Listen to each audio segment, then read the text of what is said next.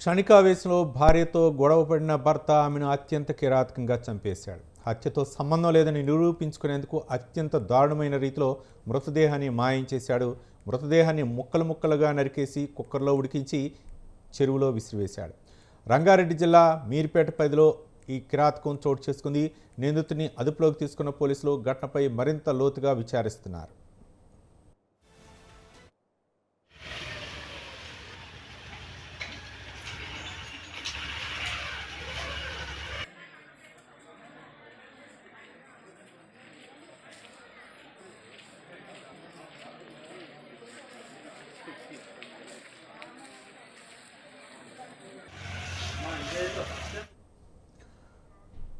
DRDO contract ఉద్యోగి గురుమూర్తి అనుమానంతో భార్యను కిరాతకంగా చంపేశాడు. భార్య వెంకటమాధవని చంపి ముక్కలుగా నరికి కుక్కర్లో ఉడకబెట్టిన భర్త ఉడకబెట్టిన మాంసాన్ని చెరువులో పడేశాడు. ముక్కలను ఎండబెట్టి రోకలతో పొడిగా మార్చేశాడు.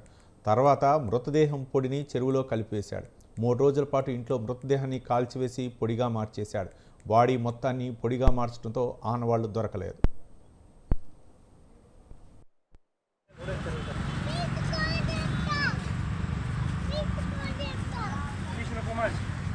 क्या अंदर खाती पार्क नहीं खाती पूरा मुझे भी खाना नहीं आता हूँ खाती है।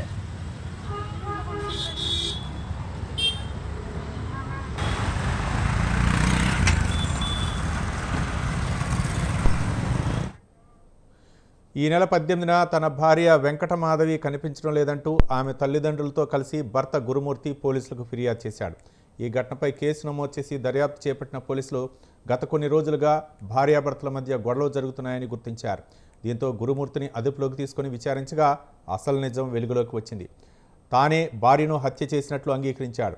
మృతదేహాన్ని ముక్కలు ముక్కలుగా చేసి కుక్కర్లో ఉడికించారని, ఆ తర్వాత వాటిని జిల్లేలగూడ చెరువులో పడవేసినట్లు తెలిపాడు.